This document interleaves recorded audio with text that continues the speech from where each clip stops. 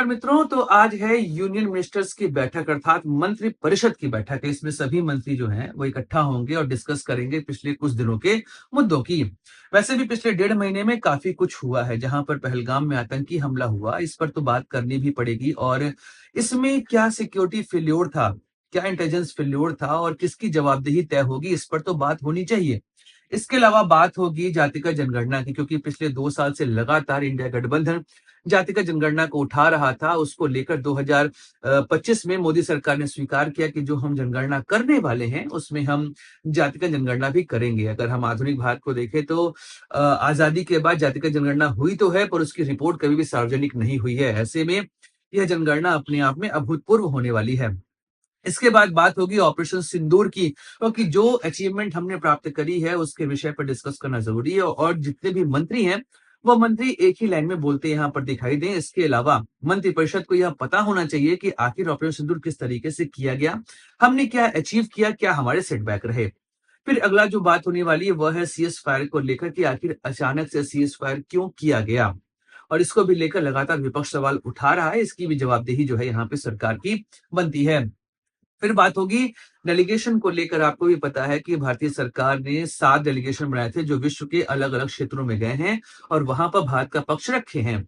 और इसके अंतर्गत बात की गई कैसे पाकिस्तान भारत में लगातार आतंकवादी हमले कर रहा है। इसके अलावा भारत ने ऑपरेशन सिंदूर कैसे लॉन्च किया, क्या क्या अचीवमेंट रही, और हमने पाकिस्तान को किस तरीके से उसके जो इरादे थे उन इरादों को यहाँ पे हमने समाप्त किया। अब इसमें अचीवमेंट तो हमको देखनी पड़ेगी, अन्यथा यह केवल एक फॉरेन टूर बनकर रह जाएगा। एक अचीवमेंट हमारे सामने है, वह अचीवमेंट आई है शशि थरूर के डेलीगेशन के फॉर्म में, जहां पर उन्होंने कहा कि भाई कोलंबिया सरकार ने जो सारे स्टेटमेंट दिए थे पाकिस्तान के समर्थन में, वह स्टेटमेंट वह वापस लिए और कोलंबिया सरकार इसके लिए सहमत हुई है और वह भारत के पक्ष में एक स्ट्रांग बात यहाँ पर कहने वाला है। तो एक अचीवमेंट है, इस अचीवमेंट पर भी कई सारी चर्चाएं यहाँ पर होने वाली हैं।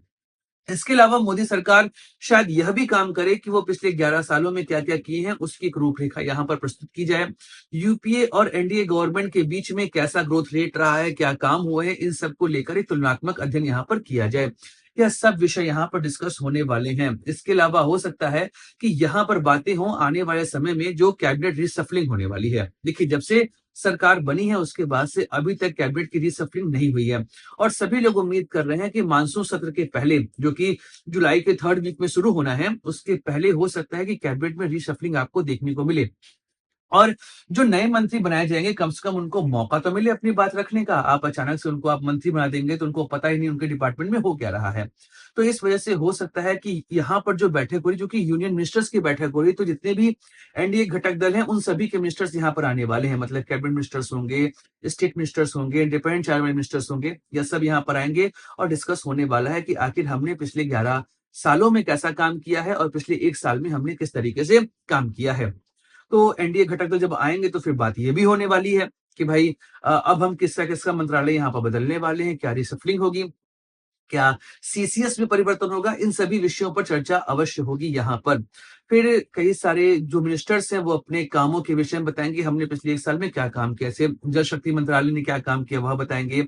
इसके अलावा ऑपरेशन सिंदूर ने किस तरीके से अपना लक्ष्य पूरा किया है, यहाँ पर विदेश मंत्री इसको भी शायद यहाँ पर ब्रीफ करेंगे। वैसे विदेश मंत्री के ऊपर भी कई सारे सवाल उठ रहे हैं, क्या फॉरेन पॉलिसी इंडिया की वर्तमान समय में सही दिशा में बढ़ रही है, इस पर भी उनको जवाब यहाँ पर देना पड़ेगा। तो इस मंत्रिपरिषद की जो बैठक हो रही है इससे बहुत सारे आउटपुट हमको मिलते दिखाई देंगे और अभी विपक्ष की पार्टियों ने मांग करी है विशेष सत्र के, शायद उसको भी लेकर यहाँ पर डिस्कशन होगा। अब देखते हैं प्रधानमंत्री मोदी इस मिनिस्ट्रियल बैठक में क्या क्या बातें रखने वाले हैं, क्या एजेंडा रखेंगे, कैसे हम आगे बढ़ेंगे। इन सब को लेकर देश में उत्सुकता तो है और देश जानना भी चाहता है कि आखिर पिछले 1 साल में देश का अचीवमेंट क्या रहा है। बाकी जो बैठक में आएगी रिपोर्ट उस पर तो हम लोग करते रहेंगे चर्चा। वीडियो समाप्त करते हैं, मिलेंगे अगले वीडियो में, बात करेंगे किसी और मुद्दे के। मेरे दोस्त धांशु को दीजिए इजाजत। Like share subscribe channel. जय हिंद, वंदे मातरम, भारत माता की जय। दोस्तों, दस स्वदेश एक मंच है जहां पर हम निष्पक्ष पॉलिटिकल एनालिसिस करते हैं। अगर आपको हमारा पॉलिटिकल एनालिसिस पसंद आता है तो आप यूपीआई के माध्यम से हमारी मदद भी कर सकते हैं। बाकी हमारे चैनल को सब्सक्राइब करिए, वीडियो को लाइक करिए और वीडियो को शेयर जरूर करिए।